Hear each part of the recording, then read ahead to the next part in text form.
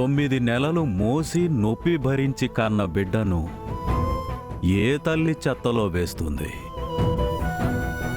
కాని ఏ దారి కనపడక బిడ్డను వదిలి వెళ్ళింది అంటే ఆ సంతానాన్ని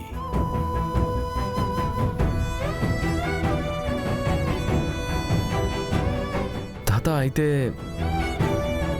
మా అమ్మ ఎందుకని వదిలిపెట్టింది నన్ను? తనకి నేను వద్దనుకునే అంత పెద్ద సమస్య ఏమొచ్చింది తాత? నన్ను కాపాడుకోవడానికి ఒకే ఒక అవకాశం కూడా లేదా తనకి? లేక నన్ను కాపాడాలనే మా అమ్మ వెళ్ళిపోయిందా?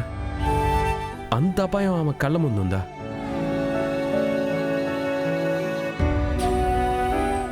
ఎందుకమ్మా నన్ను వదిలేశావు? అమ్మకి అసలు నన్నెందుకు వదిలేశానన్న కొరత ఇంకా ఉందా?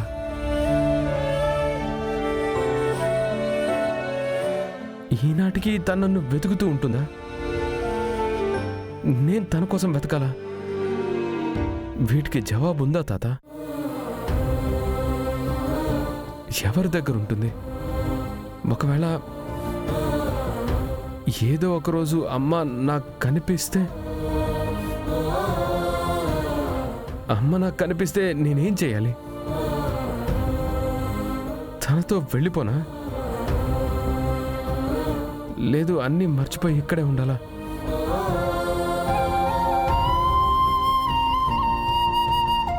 మీరుంటే ఈ ప్రశ్నకు జవాబిచ్చేవారుగా తాత.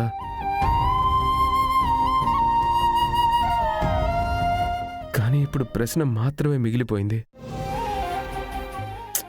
ఎలా సమాధానం వెతకాలి?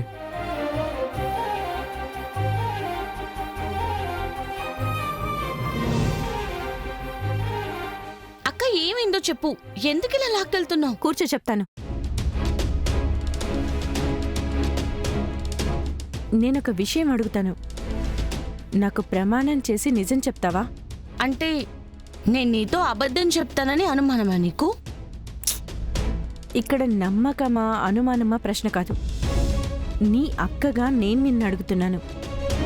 నిజం చెప్పు, నువ్వు ఇష్టపడుతున్నది కర్ణనా?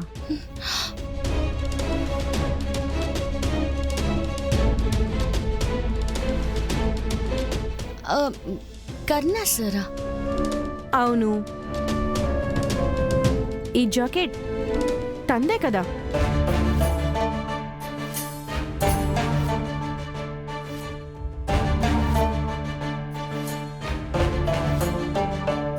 ఉదయం నువ్వు ఇంటికి వచ్చినప్పుడు ఈ జాకెటే కదా నీ చేతిలో ఉంది. అయ్యో, నాకు తెలియకుండా ఏవేవో జరిగాయి. ఇప్పుడు అక్కతో పొరపాటున ఊ అన్నానంటే ఆయన మీదున్న కోపంతో పెద్ద గొడవ చేస్తుంది. మాట్లాడు.